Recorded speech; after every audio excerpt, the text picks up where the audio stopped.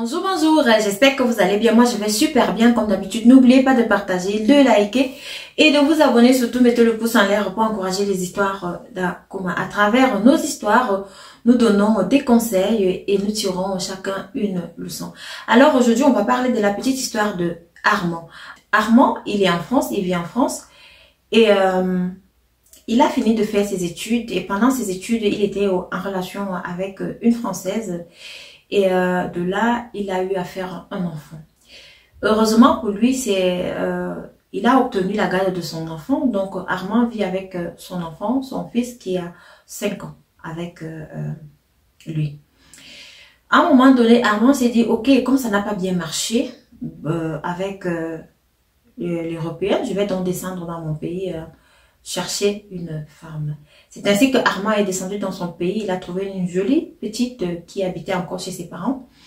Il a commencé la relation avec elle. Il est donc rentré en France. Lorsqu'il rentre en France comme ça, il est tellement fou amoureux de la petite parce que lorsqu'il est allé dans son pays natal, il allait pour les vacances. Et c'est là qu'il a rencontré la petite. Donc, tellement il était fou amoureux d'elle. Il est même encore parce que, écoutez la suite de l'histoire. Et il se disait que bon oui, la fille, elle habite chez ses parents, ça c'est une très bonne chose déjà. Ça veut dire qu'elle ne sort pas n'importe comment. Et Armand envoyait 500 € à la fille chaque mois. Et écoutez, 500 € à la fille chaque mois. Ça fait beaucoup d'argent hein, lorsque tu vas dans ton pays natal. Là. Ça fait beaucoup, ça fait au moins 300 000 francs par mois. Et la fille, elle habite chez ses parents. Ça veut dire elle ne paye pas le courant, elle ne paye pas le loyer. Qu'est-ce qu'elle fait avec l'argent? Elle mange seulement l'argent, elle ne fout rien d'autre. Elle va à l'école, elle rentre et tout. Mais Armand, il envoyait tout le temps. Alors Armand se décide 2 ans après, il dit, bon voilà, j'en ai assez que tu restes là, je veux que tu sois avec moi, je veux que tu viennes me rejoindre. C'est ainsi qu'il a organisé tout le mariage, il a fait la dot, le mariage civil. Il a épousé la fille et tout s'est bien déroulé. Le gars, il a bien consommé son mariage avant de rentrer sur la France. Lorsqu'il rentre comme ça, il se téléphone comme d'habitude. Lorsque vous vivez une relation à distance, vous savez comment ça se passe.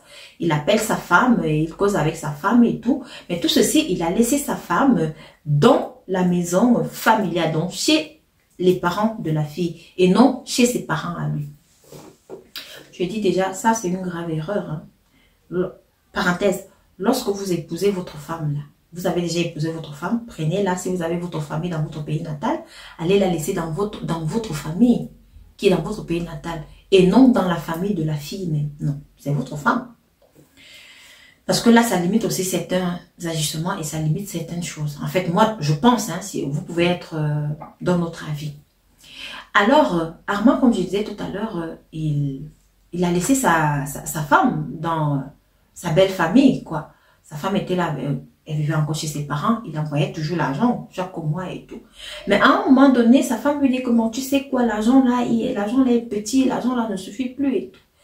Ouf, on t'envoie 500 € par mois, l'équivalent de 300 000 francs CFA. Tu ne payes pas de loyer, tu ne payes pas l'eau, tu payes rien, c'est tout, tu as ton argent et puis tes parents ne te demandent rien. Tu dis à ton mari que non, l'argent est petit et puis tu n'arrives pas à lui expliquer ce que tu veux faire avec le surplus que tu demandes. C'est ainsi que Armand, il a regardé, il a dit, ok, il n'y a pas de souci. Armand a quoi ajouter 500 €, donc il envoyait 1 000 € à sa femme au Cameroun, comme ça, chaque mois. Imaginez-vous quel sacrifice, quel amour. Elle a fait ses papiers, elle a fait sa demande de visa, on lui a refusé le visa, on ne sait pas pour quelle raison. Elle a refait la demande de visa une deuxième fois, on lui a refusé le visa une deuxième fois. Armand n'a pas baissé les bras, il s'est dit que non, c'est ma femme, je veux qu'elle soit avec moi. C'est tout à fait légitime que je fasse venir ma femme ici, là où je vis, là où je travaille. Je ne peux pas laisser, je peux pas tout abandonner pour descendre dans mon pays natal. Non, c'est impossible. Je n'ai pas encore épargné pour pouvoir dire que bon voilà, je descends, investis chez moi. Il a recommencé à faire les papiers à sa femme. Il a fait les papiers, elle a refait sa demande de visa et c'est ainsi qu'on lui a donc donné le visa. Alors, lorsqu'on donne le visa à la femme d'Armand, Armand remarque que sa femme est devenue bizarre. Armand remarque que sa femme a bloqué tous les membres de sa famille. Armand commence à se faire du souci que mais est-ce que c'est ce que je vois ou alors c'est ce que je ressens ou alors je me fais des idées? Armand lui-même, lorsqu'il appelle sa femme, ça ne passe pas. Il appelle sa femme depuis déjà 2 semaines, ça ne passe plus. Et sa femme, elle doit venir hein, en Allemagne d'ici 1 semaine. Armand se pose des questions. Qu'est-ce qui se passe? Est-ce que sa femme là, elle est avec quelqu'un d'autre et que la personne là, elle va seulement venir chez la personne? Ou alors, comment est-ce que ça va se passer? Je vais vous dire un truc. Les gens qui font, les filles ou les femmes qui font ce genre de choses, lorsque tu arrives, on sait que c'est telle personne qui te fait venir. Attention. À moins que tu ne veuilles rester comme ça, sans papier.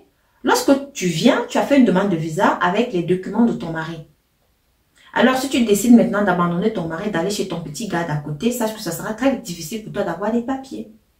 Ça sera très difficile. Parce que le gars peut aller déclarer là-bas qu'il est marié avec toi, avec une qui s'appelle telle, et voici l'acte de mariage. Il faut faire très attention. Et parfois, même on a l'habitude de dire que le karma il existe, c'est que vous faites là. Le gars, il a saigné pour toi. Il a saigné pour sa femme. Mais sa femme, elle fait ce qu'elle fait là. Et finalement, il y a quelques jours, Armand, il a fini par voir son épouse au téléphone. Il lui a posé la question que, mais qu'est-ce qui se passe? Mais depuis 2 semaines, je n'arrive pas à t'avoir. Est-ce qu'il y a un problème? Qu'est-ce qu'il y a? Mais toi aussi, tu ne m'appelles pas. Qu'est-ce qu'il y a? Mais Armand dit que non, il a des doutes. Il a des doutes. Depuis là, il ressent, il s'est dit que il y a quelque chose qui ne va pas. Il s'est dit que peut-être qu'il a fait un mauvais choix. Il s'est dit que sa femme est en train de faire quelque chose. Vous savez, alors les beaux-fils, et ils appellent toujours leur belle-maman. C'est comme ça que Armand appelle sa belle-mère pour lui expliquer tout ça. Il lui dit que non, il a l'impression que quelque chose ne va pas avec sa femme. Aussi, elle n'arrive pas à dire quelque chose de concret à Armand. Elle lui dit seulement que non, il n'y a rien, tout est en ordre. Les mamans qui sont souvent complices avec leur fille, là, sachez que le karma existe. Tous les actes négatifs qu'on pose ici sur terre, là, on les récolte. Il faut faire très attention. C'est la raison pour laquelle je dis toujours ici, il faut faire du bien. Alors, c'est l'histoire d'Armand. Armand demande des conseils. Armand se pose des questions. Est-ce qu'il se fait des illusions? Il se fait des idées? Est-ce qu'il ne pose pas trop la réflexion? Mais Armand dit qu'il ressent quelque chose. Il a l'impression que quelque chose va se passer. Il a l'impression que sa femme lui cache quelque chose. Il a l'impression qu'il y a un truc qui est en train de se passer. Donc, s'il vous plaît, voilà l'histoire d'Armand. Dites aussi ce que vous pensez de cela. Pour moi, c'est très difficile. C'est très difficile de dire... en fait, de donner mon avis là-dessus. Parce que je ne sais pas si vraiment la femme d'Armand a eu un problème de téléphone, mais elle a dit, ça fait 2 semaines, mais elle aurait pu aussi appeler à travers le numéro de sa mère, ou alors à travers le numéro de ses soeurs, ou alors à travers le numéro de sa belle famille. Mais d'un autre côté, Armand dit qu'elle a bloqué toute sa belle famille. Ça veut dire qu'il y a quelque chose qui se prépare. Là, à ce moment-là, on pourrait dire que non, cette fille-là, elle a autre chose en tête. Donc, Armand, il a déjà tout fait. La fille, elle a le visa. Qu'est-ce qu'il va faire? Dites en commentaire ce qu'il doit faire. Dites en commentaire ce que vous pensez. Et surtout, si vous avez des histoires pareilles, n'oubliez pas de m'envoyer vos histoires au numéro qui s'affiche ci-dessous. Merci de m'avoir écouté et surtout,